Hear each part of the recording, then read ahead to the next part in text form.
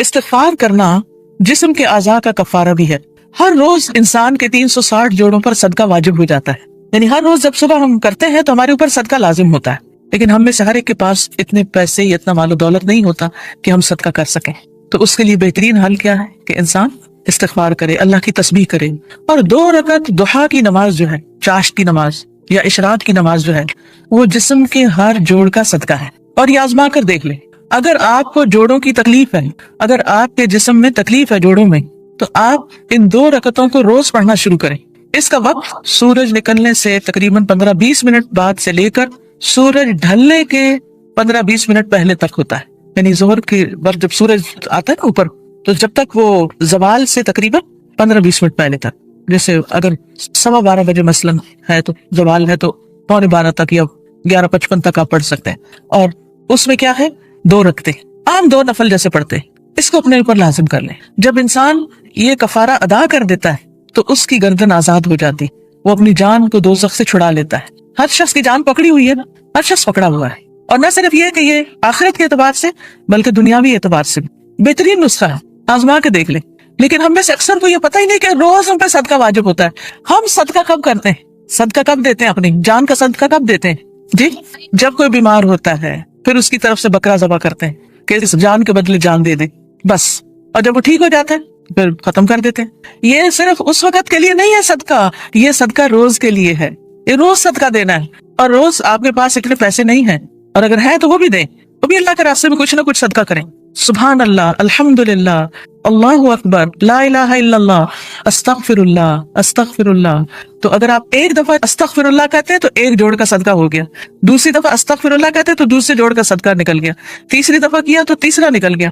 تو جتنی دفعہ استغفر اللہ کہیں گے اتنے جوڑوں کا صدقہ ہوتا جائے گا. کبھی ایسا بھی ہوتا ہے نا کہ انسان کو وقت نہیں ملتا, یا وہ سفر کر رہا ہوتا ہے, یا کبھی کوئی مجبوری ہو جاتی ہے کہ انسان نہیں پڑھ سکتا, تو پھر کیا کرے, ذکر کی کثرت کر دے, استغفار کی کثرت کر دے. پھر اسی طرح استغفار کو بیماریوں کا علاج بتایا گیا. جیسے میں نے ابھی کہا نا کہ اگر آپ چاہتے ہیں کہ آپ کے جوڑوں کی تکلیف دور ہو جائے تو جوڑوں کا صدقہ دیا کرے روز. اور جوڑوں کا صدقہ روز کیا ہے, 2 نفل اشراق یا چاشت یا ضحیٰ کے. اصل میں بہت سے لوگ کنفیوز ہوتے ہیں کہ اشراق اور ضحیٰ اور چاشت یہ کیا ہے. یہ ایک ہی نماز ہے, جیسے تراویح اور قیام اللیل یہ ایک ہی نماز ہے.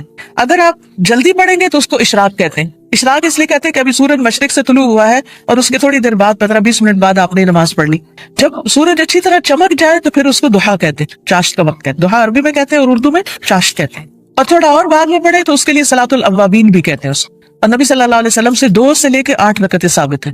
چاہے 2 پڑھیں, چاہے 4 پڑھیں, چاہے 6 پڑھیں, چاہے 8 پڑھیں, جو آپ کا دل کرے, لیکن کم از کم 2 ضرور پڑھیں. پھر اسی طرح استغفار بیماریوں کا علاج ہے. اگر کسی کو مثلا ہارٹ پرابلم ہے یا کوئی اور اسی طرح کی کوئی بیماریاں ہیں اس کو, تو اس کے لیے بھی استغفار ہے.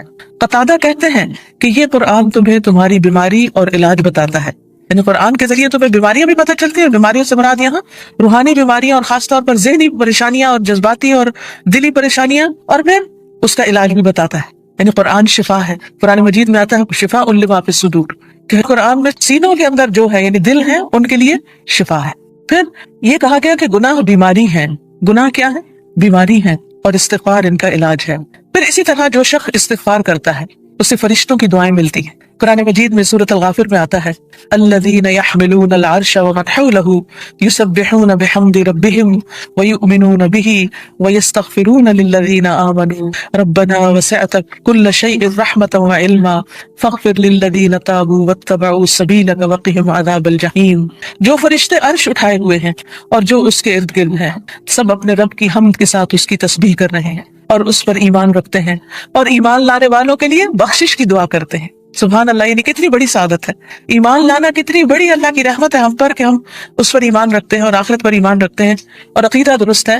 کیونکہ ایسے لوگوں کے لیے فرشتے بھی ان کے دوست ہوتے ہیں اور ان کی مدد بھی کرتے ہیں اور ان کے لیے دعائیں بھی کرتے ہیں. جیسے ایک اور جگہ پر آتا ہے ان الذین قالوا ربنا اللہ ثم استقاموا تتنزل علیہم الملائکۃ الا تخافوا ولا تحزنوا وابشروا بالجنة التي كنتم توعدون نحن اولیاؤکم فی الحیاة الدنیا وفی الآخرة ولکم فیہا ما تشتہی انفسکم ولکم فیہا ما تدعون نزلا من غفور رحیم.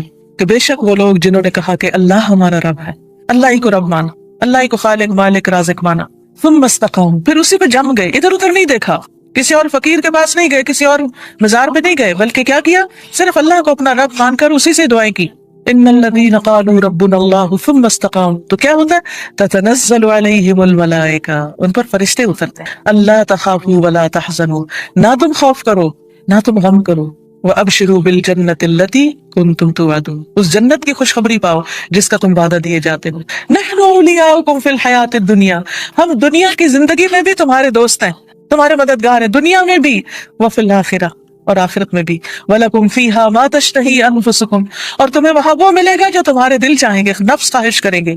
وَلَكُمْ فِيهَا مَا تَدَّعُونَ, اور وہاں تمہیں وہ ملے گا جو تم طلب کرو, جو بھی مانگو گے مل جائے گا. نُزُلًا مِّن غَفُورٍ رَحِيمٍ, یہ مہمانی ہے اس رب کی طرف سے جو غفور الرحیم ہے. تو اس لیے جو شخص ایمان لا کے اللہ کو اپنا رب مان لیتا ہے, اسی کی طرف رجوع کرتا ہے, اسی سے مدد مانگتا ہے, تو اللہ سبحانہ وتعالیٰ اس کو مدد دیتے ہیں, اور فرشتوں کے ذریعے بھی اس کی مدد کرتے ہیں. اور ایسے فرشتے جو اللہ کا عرش عظیم اٹھائے ہوئے ہیں, وہ ان کے لیے دعائیں کرتے ہیں. اب دیکھیے کہ ہم سب کہتے ہیں, ایک دوسرے سے کہہ رہے تھے میں بہت پریشان ہوں, پلیز میرے لیے دعا کرو, اس کو کہتے ہیں دعا کرو, اس کو کہتے ہیں دعا کرو. لیکن جو لوگ ایمان لا کر اللہ کی طرف رجوع کرتے ہیں, استغفار کرتے ہیں, تو فرشتے بھی ان کے لیے دعائیں شروع کر دیتے. تو جن کے لیے فرشتے دعائیں کریں ان کو پھر کسی دعا کی کمی. پھر آپ دیکھیں ایک اور کام, بلکہ آپ اس سے پوچھوں گی کون سا ہے وہ کام جس کی وجہ سے فرشتے کیا, زمین کی ساری مخلوق دعائیں کرتی ہے, مچھلیاں بھی سمندر میں اور چیونٹیاں بھی زمین میں. کس کس کو پتا ہے؟ سب کو نہیں پتا, سب کو پتا ہونا چاہیے. ٹھیک ہے, وہ کس کے لیے, جو لوگوں کو خیر کی بات سکھائے, اچھی باتیں لوگوں کو بتائیں, قرآن و حدیث کی تعلیم دیں, سیکھیں اور سکھائیں. ایک جگہ پر سیکھنے والے کے لیے بھی آتا ہے. طالب علم کے لیے کیا خوشخبری ہے, فرشتے کیا کرتے ہیں طالب علم کے لیے, اپنے پر بچھاتے ہیں, تواضع سے اس کی رسپیکٹ کرتے ہیں, اور ایک اور میں آتا ہے یعنی اس کے اوپر سایہ کرتے ہیں. کتنی بڑی خوشخبری. پھر اس سے اچھا کوئی کام ہو سکتا ہے کہ ہم بھی ایسی مجلسوں میں شریک ہوں, ایسی جگہوں پر جائیں جہاں سیکھنے سکھانے کا کام ہوتا ہے, خود بھی سیکھیں, دوسروں کو بھی سکھائیں, دوسروں کے بھی کام آئیں. جب آپ یہ کام شروع کریں گے تو فرشتے آپ کے لیے دعائیں شروع کر دیں گے, مچھلیاں آپ کے لیے دعائیں شروع کر دیں گی, چیونٹیاں آپ کے لیے دعائیں کریں گی.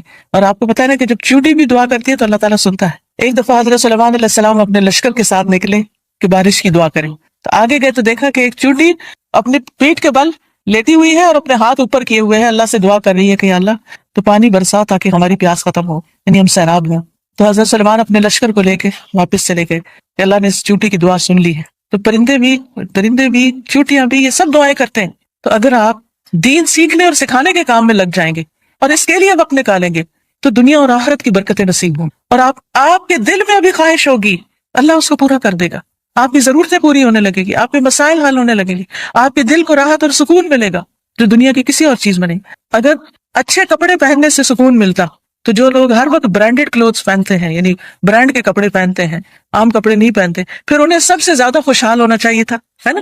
اگر خوشی بڑے گھروں میں رہنے سے ملتی تو جو لوگ بڑے بڑے گھر بنائے ہوئے ہیں دنیا میں وہ سب سے زیادہ خوشحال ہونے چاہیے تھے. لیکن آپ دیکھیں کہ دنیا کے ایسے ممالک جہاں پر لوگوں کو ہر سہولت میسر ہے, اگر وہ خود کماتے نہیں تو گورنمنٹ ان کو وظیفہ دیتی ہے, گھر دیتی ہے, ان کے بچوں کی تعلیم کا انتظام کرتی ہے, فری میڈیکل سپورٹ ملتی ہے, لیکن اس کے باوجود وہ خودکشیاں کرتے ہیں. کسی چیز کی کمی نہیں, مگر دل خوش نہیں, دل میں راحت نہیں, دل میں سکون نہیں. اور اس کے برعکس وہ صحابہ جو پیٹ پر 3 پتھر باندھ کے کام کرتے تھے, ان کے دلوں میں خوشی تھی, سکون تھا, اطمینان تھا. فقر و فاقے کی وجہ سے بھی ان کے دلوں کا اطمینان اور سکون نہیں گیا. آج اگر ہمیں تھوڑی سی بھی کمی ہو تو ہم پریشان ہو جاتے ہیں, کسی بھی چیز کی کمی لگتی تو ہم پریشان ہو جاتے ہیں, کیا پتہ نہیں کیا بنے گا, کیا ہوگا ہمارا. تو جو شخص اللہ کے راستے پر نکل آتا ہے فرشتے اس کے لیے دعا کرتے ہیں,